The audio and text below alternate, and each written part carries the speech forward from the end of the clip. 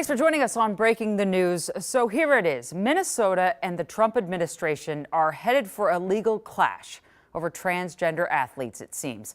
So let me set the stage. This week, Attorney General Keith Ellison said Trump's executive order banning trans athletes from girls and women's sports violates Minnesota's human rights law, so it can't be implemented here, that executive order. Danny tried to figure all of this out today, and he joins us now. Hi, Danny. Hey, Jana. The Attorney General here in Minnesota, Keith Ellison, issued this legal guidance at the request of the Minnesota State High School League. But these dueling interpretations of the law may ultimately need to be settled by the U.S. Supreme Court.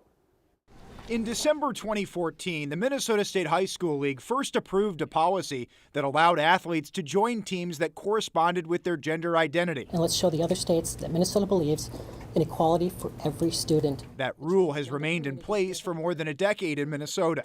But now it's in question after President Trump issued an executive order this month arguing that transgender participation in girls and women's sports violates Title IX, the landmark 1972 federal law that banned discrimination on the basis of sex. We will defend the proud tradition of female athletes. Right away, the Minnesota State High School League said it would keep its gender identity policy in place during a 60-day review period, while seeking legal guidance from the state attorney general. Now, Attorney General Keith Ellison has issued his opinion, finding that the executive order does not have the force of law like an act of Congress would, and that the order violates the Minnesota Human Rights Act. It's going to lead to a clear fight or standoff in the courts. David Schultz is an expert in both political science and constitutional law. Where do you see this going?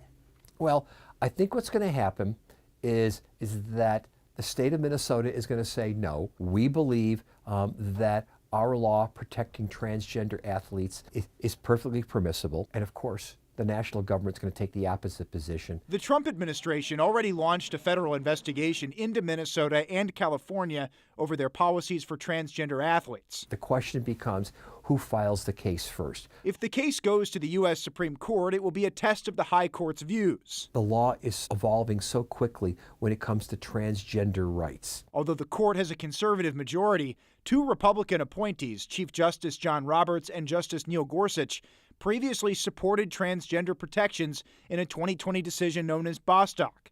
In that case, Gorsuch said firing a worker for being gay or transgender would violate the 1964 Civil Rights Act. But there's now starting to say that, well, we're going to also afford to them the same protections for anti-discrimination.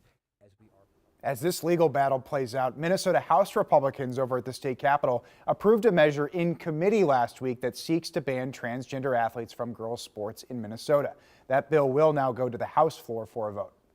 Danny, what are the chances of that actually passing? However, we see lots of bills. Yeah, considered slim in the House because Republicans have only 67 members. While they do have a temporary majority, they would need a 68th to actually pass legislation, and they currently don't have that. All right, Danny, thank you so much. Appreciate it.